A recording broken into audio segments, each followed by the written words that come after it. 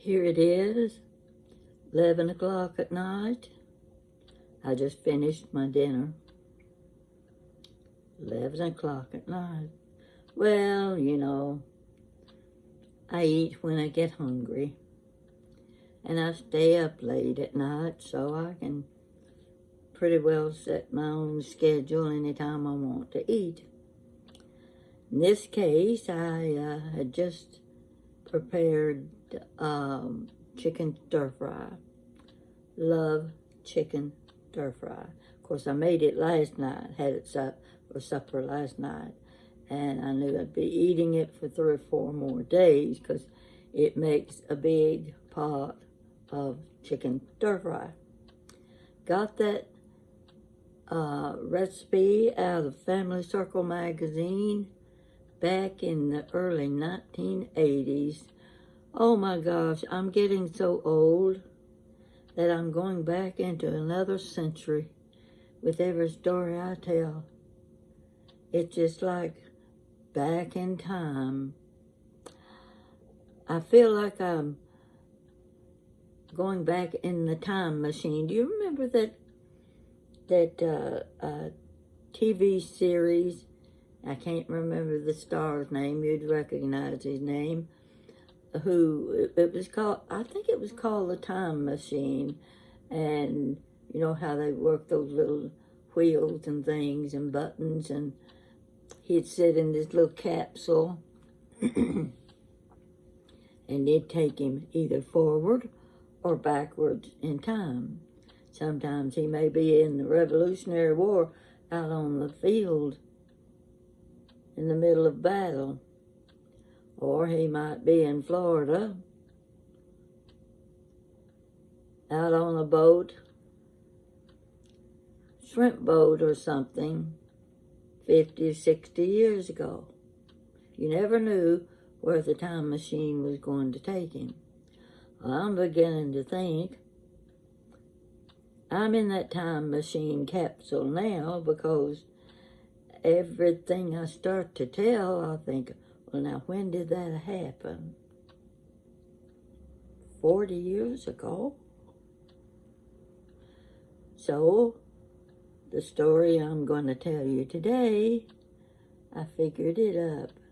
Let's see, 1970, yeah, that was the year. 70 from 100, 30, 40, 50, 54 years ago? My goodness gracious. Time sure flies, or it seems to have, because I just can't picture myself being old enough to tell stories of things that happened 60 and 70 years ago. I'm not that old, am I? Well, I guess maybe I am. So I finished my chicken stir fry, which, as I said, I got the recipe out of Family Circle magazine in the early 1980s. You figured that one up. So I fix it about every 3 or 4 months. About 3 times a year is all I really fix it, because when you have to, everything you put in it increases in volume, and all of a sudden you've got one of those big ironstone kettles on the stove full of food and nobody to eat it except you. But if you like it well enough, it works. And I'm not one good for freezing leftovers. No. I'll freeze some things, and about 4 or 5 months later, I'll think, what is that in the back of the freezer? Yeah, it was that leftover dinner I had. Out it goes. So I never ever eat anything that I put in the freezer unless it's meat, chili, things like that, that will keep well, and you can thaw them and then cook them. That works okay. So, getting back to what I was aiming for was the time time, the year. The year was 1970, 54 years ago. And this afternoon I just happened to remember something. Actually, I'd been talking to Jan, and I said, I just can't think of anything to talk about anymore. I've just run out. Oh, she said, no, you've got a long way to go. You haven't run out. You'll think of something. You always do. You'll think of something. I don't think so. Not this time. I'm just running low. That's all there is to it. I just can't come up with any good stories. And I don't know how it happened, but one of us mentioned a person. Oh, I know what it was. We were talking about the county fairs. And I was saying the last time I remember going to county fair was here in Lexington. I was by myself. Jan was 16 years old. She had been in a Miss 16 contest. She didn't win, but she's in the top 6. You figure how many 16-year-old girls had entered that contest, and it had to do with beauty. She was in the top 6. And I was telling her about being at the county fair that year, and the girl that won the contest was there. So my son Greg and his friend, they were going to the fair too, because they wanted to see what that girl looked like. And they saw what she looked like, and they came back to me and said, Jan's a whole lot prettier than that girl. I don't know how she won. Well, I don't know how she won either. But anyway, that was how I got into my story I'm getting ready to tell. I was telling her about a very popular musician. Played the piano but couldn't think of his name. He's a heavy-set black man. Played the piano, and I said, I saw him back in, that was about 1974. And then I remembered something else. It brought up some other musicians. I said, did I ever tell you about this? So I started telling her the story about the musician. She said, there you are. You've got a story. Tell it. So this is my story. Okay. Do you remember when Johnny Carson had Al Hirt, Pete Fountain, and Doc Severinsen on the show? Of course, Doc Severinsen was on the show every night. But there were these 3 men, 3 musicians, famous. Everybody knows who they were. Played the trumpet. And they were up there, the 3 of them, playing their trumpet together. And I'm telling you, that music sounded like something that had come from heaven. I had never heard anything so beautiful in my life. Al Hirt, Pete Fountain, and Doc Severinsen. Okay, it's 1970. Now I don't mean this to be a sad story, but I have to tell it because it is the making of the story. I had a niece that had died. She lived in New Orleans. So I was going with her mother to New Orleans to pack up her belongings. She was married. She was a medical technician of sorts, and her husband was a chef, and he worked at the Court of Two Sisters. Now, if you've ever been to New Orleans in French Quarter, you'll know where the Court of Two Sisters was. Very popular restaurant. So while we were there, my niece's husband, she was gone. That had the funeral, everything was over, and we were gathering up her personal belongings to bring them back home to her mother's house. All right. He wanted to treat us to a night on the town, and he decided, I'm going to take you to Hirt's restaurant. Whoa. That sounded great. So there we were. We were already seated. We'd given our order and everything, and lots of music, lots of good music, the jazz, what have you. And we're waiting to hear Hirt. We know he's going to perform. And that's pretty exciting for me because I wasn't living in the city where you see a lot of famous musicians and actors and celebrities. So this was pretty big stuff for me. I couldn't wait for Hirt to come in. All of a sudden, the front door opened, and you heard music in the background. And in walked this little fellow. Oh, he couldn't have been more than 5'1", 5'2", little fellow. Oh, he's kind of like, well,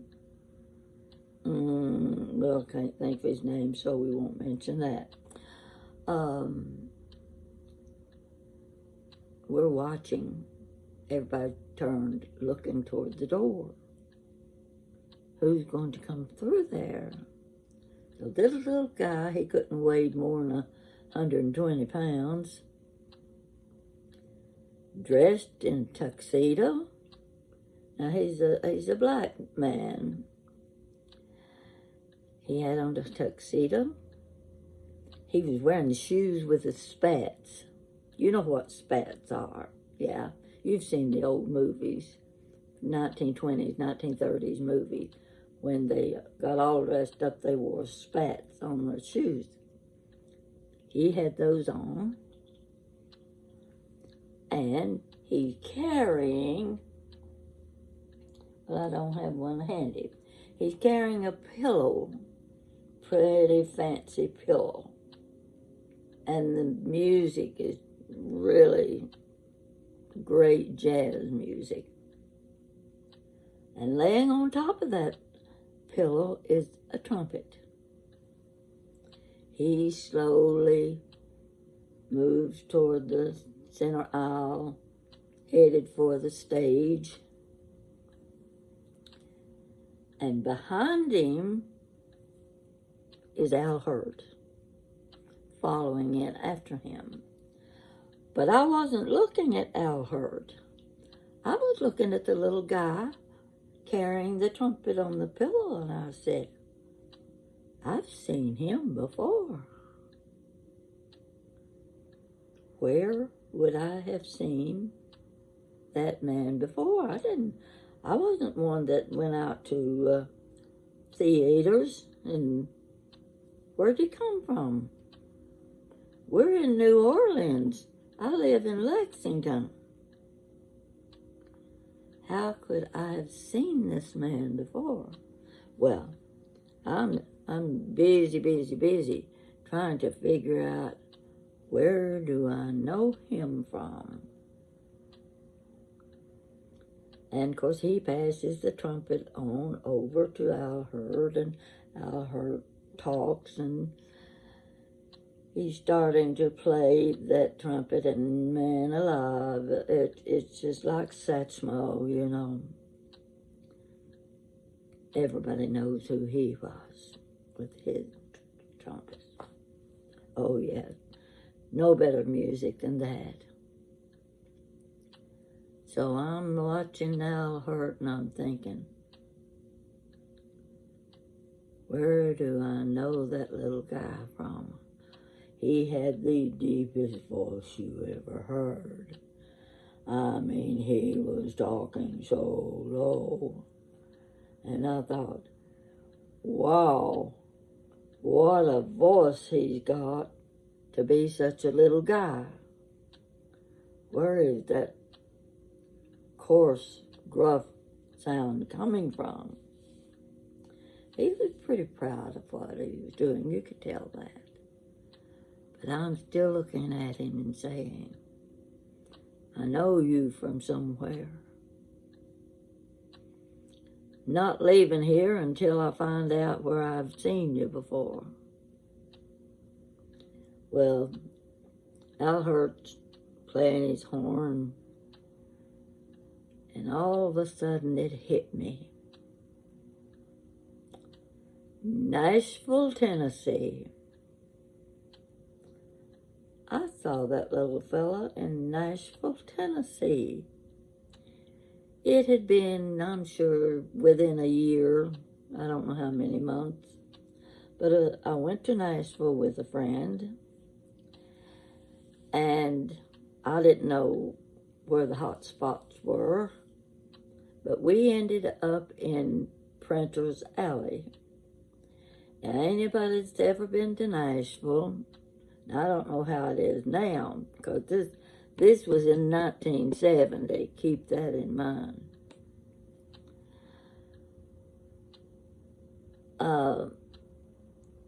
My friend and I, we ended up, he knew where he was going.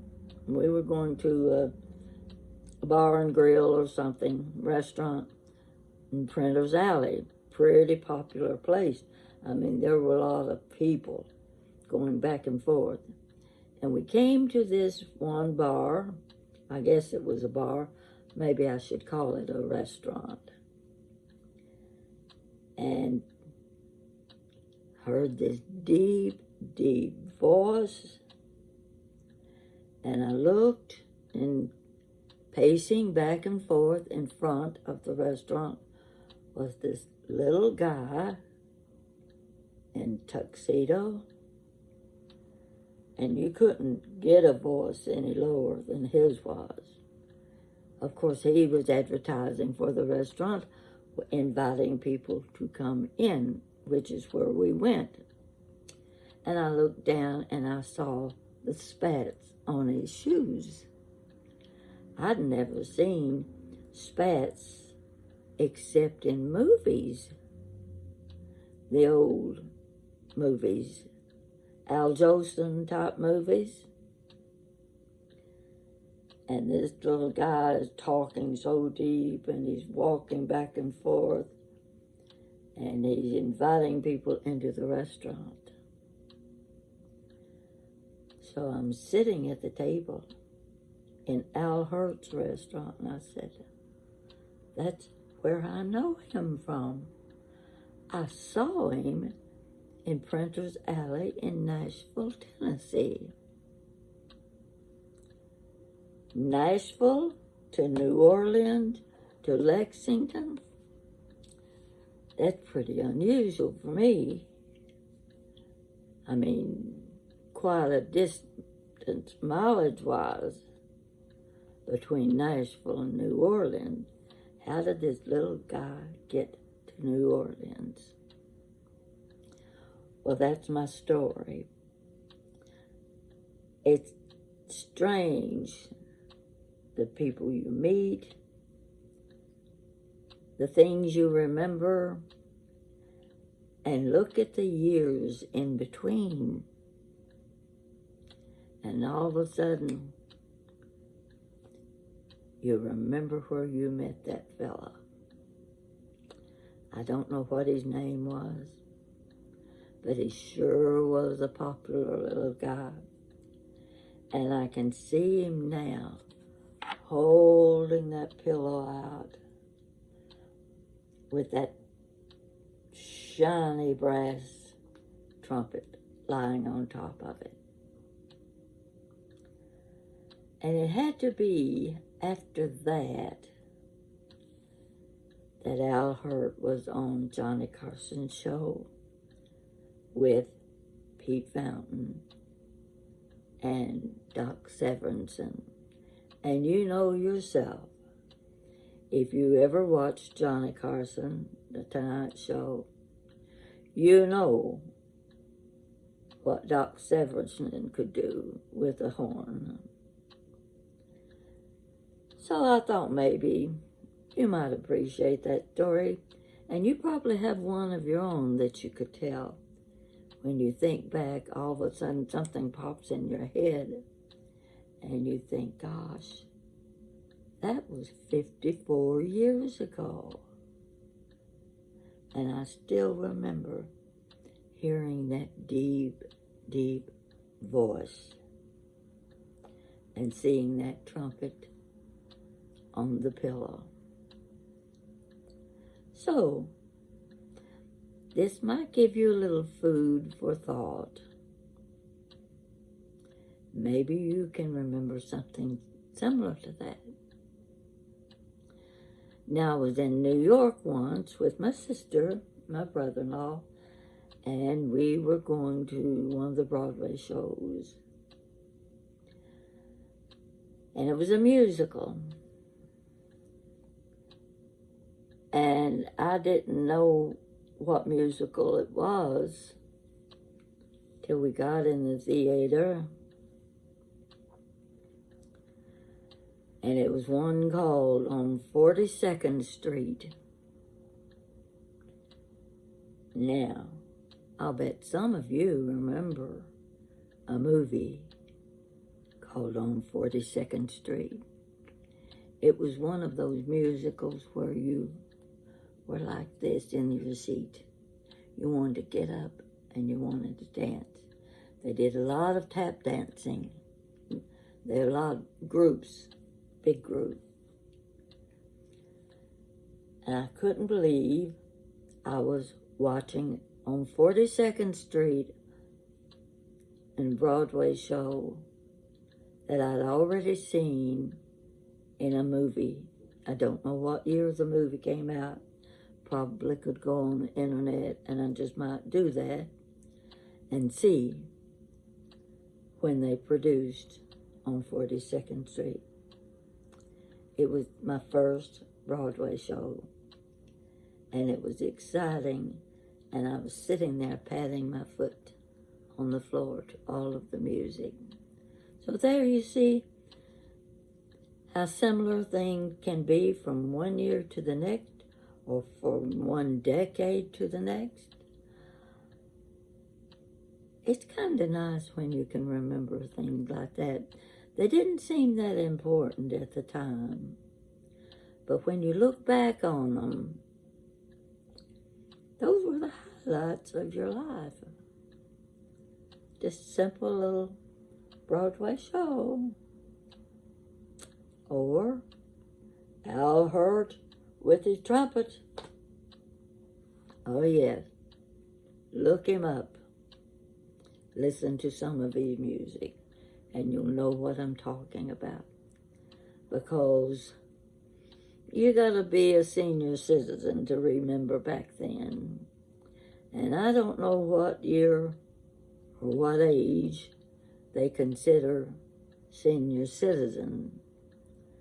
But in my estimation, senior citizens climbs a little higher and higher year by year. You're not a senior citizen when you're 55 years old. Forget it. You're almost like a teenager to me. You gotta get up to my age. Call yourself a senior citizen. That's when you can say, I am a senior citizen. So, create your own stories. Maybe yours will be better than mine, and I'd like to hear yours too. So I've had my dinner. Staying away from the television tonight. Too much.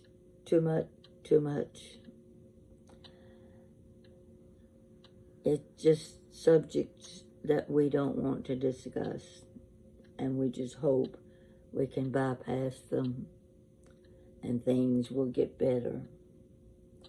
Things must get better. So, if you like my little story, let me know. And if you don't like it, just keep it to yourself. That'll please you, and it'll please me too. So, you have a good night.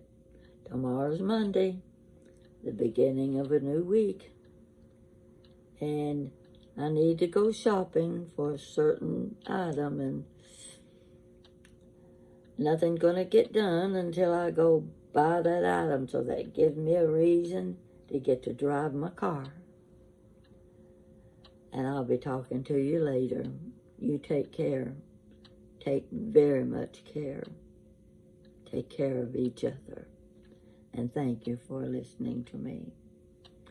Good night.